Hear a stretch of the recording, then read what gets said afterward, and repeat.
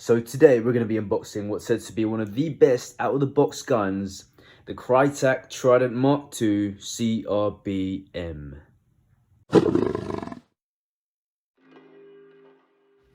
What's going on, guys? I hope you're all doing well, and I know it's been a while since I last unboxed and reviewed this channel, but today we've got the Krytac Trident MK-II CRB-M. And I know I'm a couple years late, but I've been pretty excited for this one, so let's get straight into it. So you've got the classic Krytac box with a little preview of the AEG on the side. And let's see what we've got.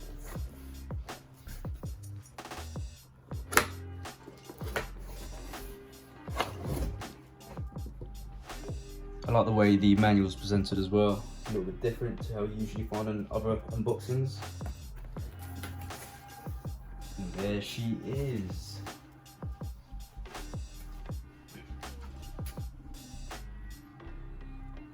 So the Krytac Trident MK-II does come with a steel plated high cap.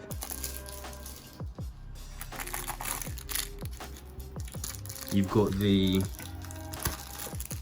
Chris flip up iron sights,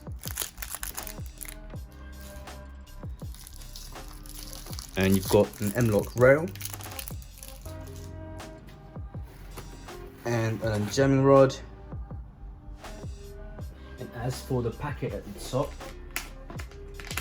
we've got a little KWA sticker, the owner's manual, which actually goes quite into a bit of detail,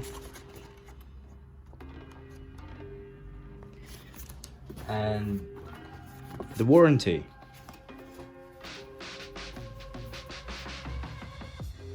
And last but certainly not least, we've got the Trident MK-II CRB-M itself. Here she is. You know what, guys, right off the bat, this is light. I think it weighs around 2.5 kilos, which is definitely much lighter than my 416. So this will make a nice change for me. And one of the things that definitely caught my eye is this beautiful M-lock rail. It's got such a nice sleek finish to it. And I'm a massive fan of how the flash hider and the rail just go so nicely together to give it that more of an aggressive look. Yeah, right off the bat, I'm in love with this thing already. But yeah, let's get these stickers off and pop the iron sights on.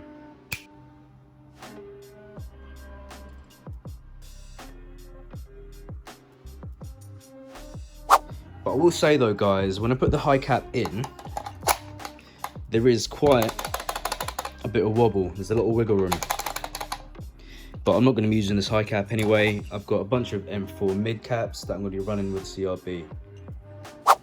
So when we take a look at the externals of the Trident MK-II CRB, you'll notice that there are Defiance trademarks scattered all around the AEG.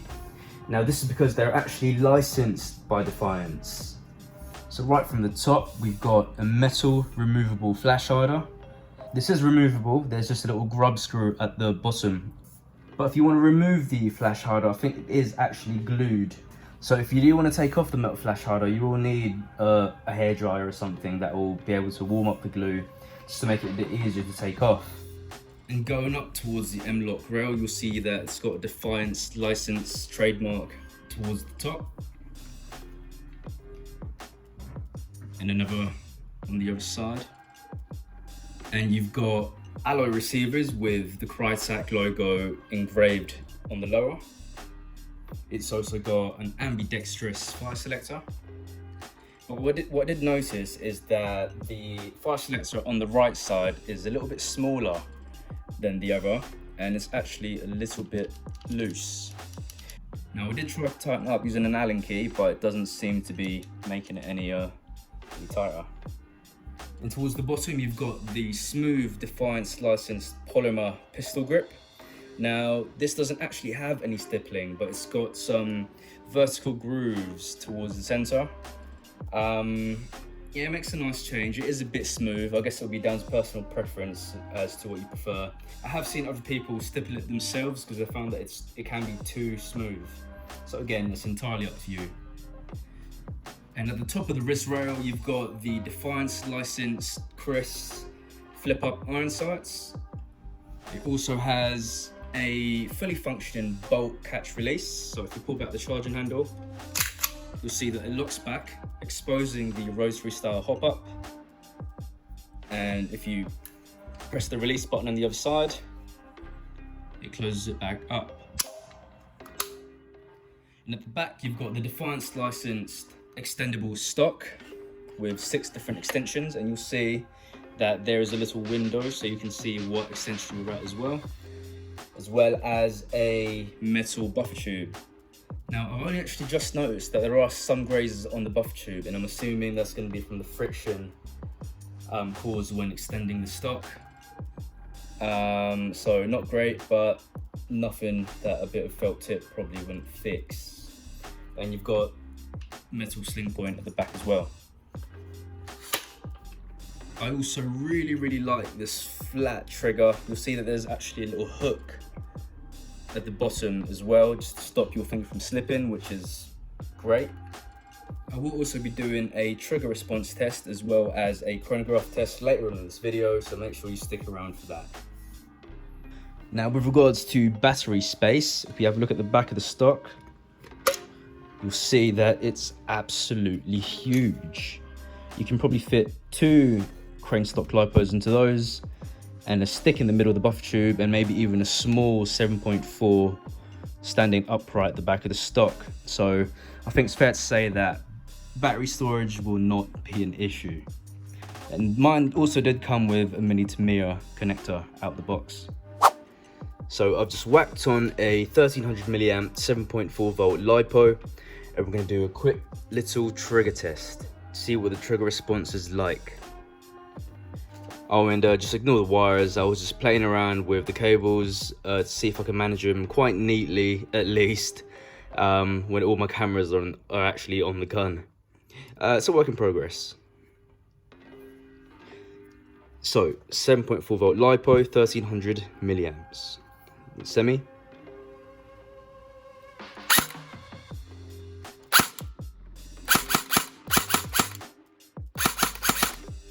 It's actually pretty snappy for a 7.4, and the trigger responds quite nicely. Yeah, very happy with that, especially for a 7.4. So, firstly, you'll have to excuse my not so professional chronoing station. It's a work in progress, but nevertheless, we're going to do a chrono test with 0.2 gram BBs using the same 7.4 volt 1300 milliamp lipo to see what the strength of this gun is out of the box. So first up, semi.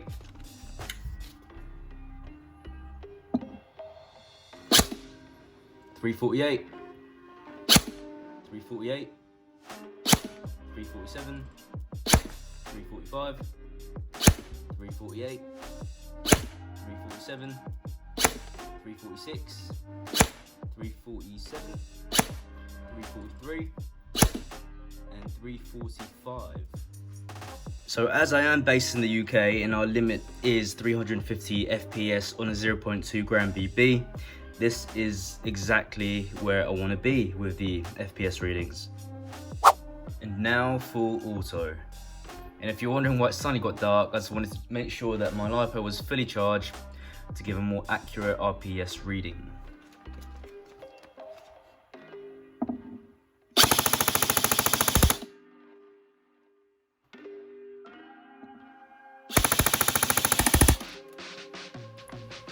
Now, before we get to my final thoughts, make sure to hit that subscribe button because we're going to have a lot of gameplay videos of the Krytac Trident MK-II CRB. You'll get to see what the performance is like out of the box. We might even do an upgrade series down the line, so just hit the subscribe button so you don't miss out. And I'm also going to be doing a separate gameplay video dedicated to my first game with the CRB MK-II, just to give my first impressions in-game as well. But I think it's needless to say, this is such a beautiful gun. The M-LOK handrail was absolutely gorgeous. and the Defiance trademarks just completes the gun. It's pretty lightweight, but it's actually pretty sturdy because of the alloy build, and it's got a nice overall length, so which makes it a little bit more versatile, so you can use it for indoors, outdoors. It's going to be suitable for most kinds of play styles. But yeah, I want to know what you guys think. Do you guys think this is one of the best guns out of the box? Let me know down in the comment section below. And as always, thank you guys for watching, and I'll see you in the next one.